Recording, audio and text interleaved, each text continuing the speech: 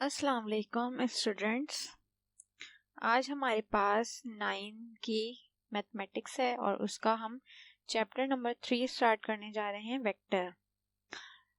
Chapter number 1 हमारे पास था और कॉम्प्लेक्स नंबर। चैप्टर नंबर 2 था हमारे पास मैट्रिसेस एंड डिटर्मिनेंट्स। वो हम प्रीवियस वीडियोस में दोनों चैप्टर्स अपने पढ़ चुके हैं। अब आज हमारे पास है वेक्टर। तो वेक्टर के ही क्वेश्चन होंगे इन चैप्टर्स में। वेक्टर का चैप्टर बहुत इजी होता है, तो बआसानी हम ये चैप्टर जो है वो कवर कर लेंगे अपनी कुछ ही वीडियोस में। तो स्टार्ट करते हैं इस चैप्टर को। पहली एक्सरसाइज जो है इसकी 3.4 है, एक्सरसाइज 3.4। ठीक है, इसका हमारे पास क्वेश्चन नंबर 5 गिवन है।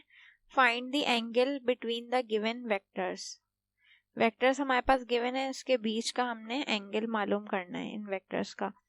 तो हमारे पास सबसे पहले तो फॉर्मूला दिया हुआ है एंगल्स का। एंगल का फॉर्मूला है हमारे पास cos theta is equals to A vector dot B vector upon A magnitude, यानी ए का मैग्नीट्यूड, और वेक्टर बी का मैग्नीट्यूड। ये हमारे पास फॉर्मूला है, तो हमने इसको इक्वेशन नंबर 1 कह दिया।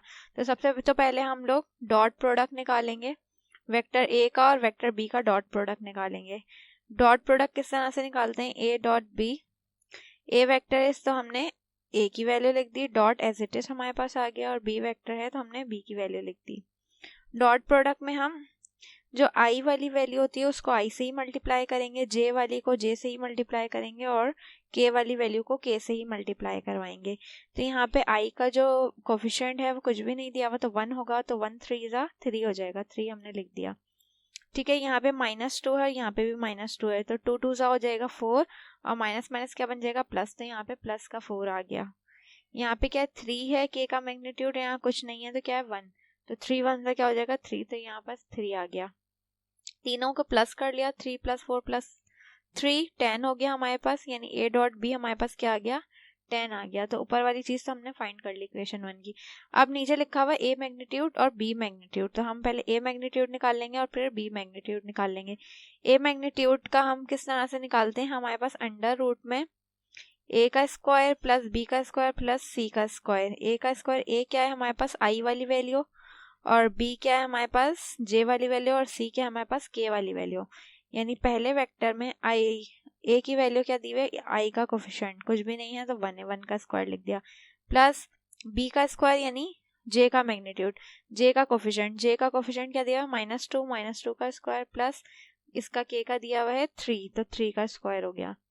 इन सब पे स्क्वायरिंग कर लेंगे, 1 का स्क्वायर 1 ही हो जाएगा, 2 का स्क्वायर 4 और 3 का स्क्वायर 9। 1 + 4 + 9 हो गया हमारे पास √14। ये हमारे पास आ गया ए मैग्नीट्यूड। अब हम निकालेंगे बी मैग्नीट्यूड। बी मैग्नीट्यूड में अभी हमने आई की वैल्यू का स्क्वायर करना है, जे के साथ जो वैल्यू उसके साथ स्क्वायर करना है, और के की वैल्यू का स्क्वायर करना है। तो तीनों वैल्यू का स्क्वायर आ गया, तो यहाँ पे भी बी मैग्नीट्यूड भी क्या आ गया हमारे पास, √14। अब हम ये जितनी भी चीज़ें हमने फाइंड किया सबको इक्वेशन नंबर 1 में रख देंगे। तो हमने इक्वेशन 1 अगेन उतारी, cos theta A dot B मेरे पास 10 आया था, 10 लिख दिया मैंने। ए मैग्नीट्यूड मेरे पास √14 है, बी मैग्नीट्यूड भी मेरे पास √14 है।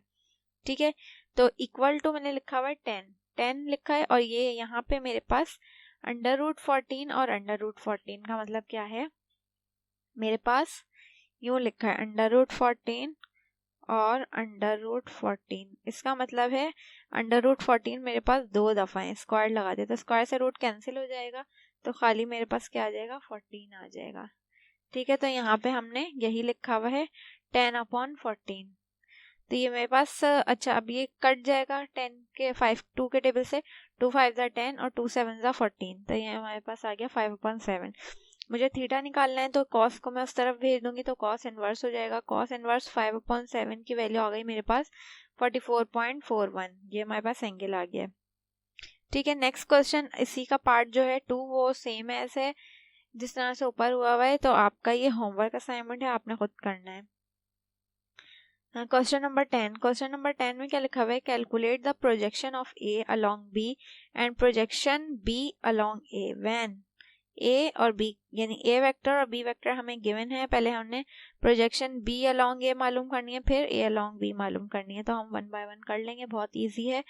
किस तरह से करेंगे, पहले हमने लिखा projection of b along a, इसका फॉर्मूला क्या है, वही है same, a dot b upon a की ए पर प्रोजेक्शन हम मालूम करें तो डिनोमिनेटर में ए मैग्नीट्यूड आएगा। तो हमने ए की वेक्टर लिख दिया, डॉट है बीच में, और बी का वेक्टर लिख दिया, और यहाँ पे ए का मैग्नीट्यूड है तो वही अंडर रूट में हम ए वाली आई वाली की टर्म का स्क्वायर, जे वाली की टर्म का स्क्वायर और के वाली टर्म का स्क्वायर आ जाएगा। इसको सॉल्व कर लेंगे हम। डॉट मल्टीप्लाई है तो डॉट मल्टीप्लाई में आपने याद रखना है आई वाला नंबर आई से होगा मल्टीप्लाई, जे वाला जे से होगा, और के वाला नंबर के से होगा मल्टीप्लाई। तो यहाँ पे 3 है और आई के साथ यहाँ कुछ नहीं है तो 1 हो जाएगा, 3 1 ज़ा 3। इसी तरह -2 और -1 माइनस माइनस प्लस हो जाएगा, और 2 1 ज़ा 2 हो जाएगा, और 3 5 ज़ा क्या हो जाएगा 15 प्लस माइनस माइनस, और अपॉन में ये हमने इन सब चीज़ों का स्क्वायर लेके प्लस किया तो हमारे पास वही अगेन अंडर रूट 14 आएगा।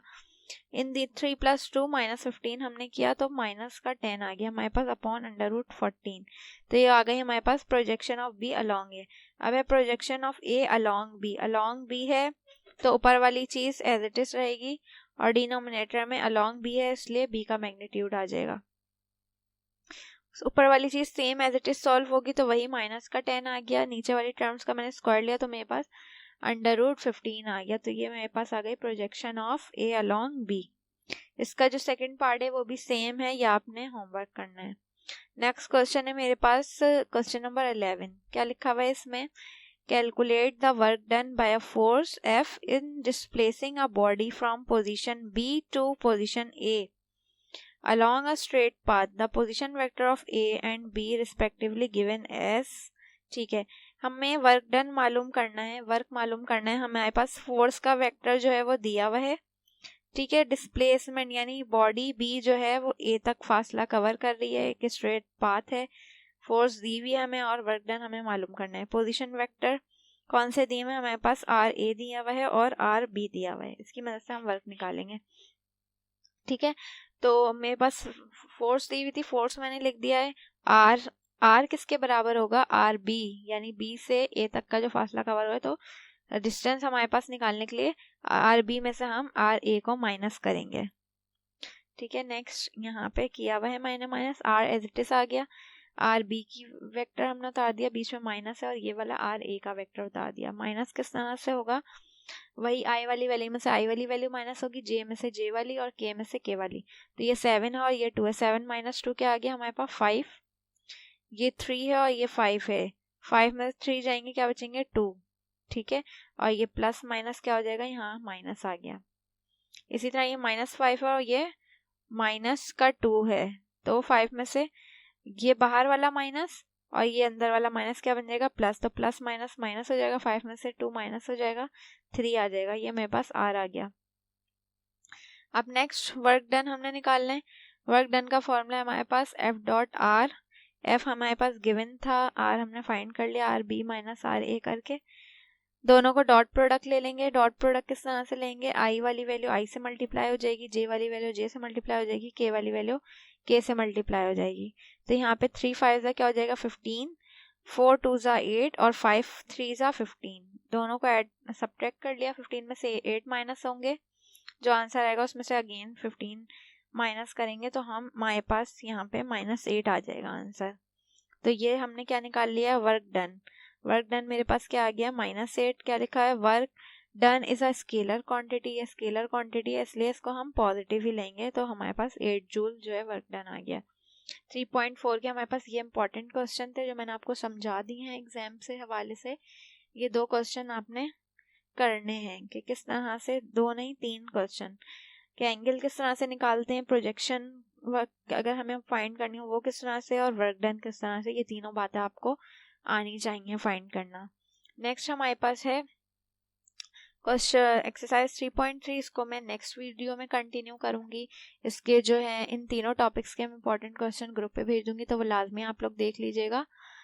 अब तक के लिए इतना ही, बाकी हम इंशाल्लाह नेक्स्ट वीडियो में करेंगे।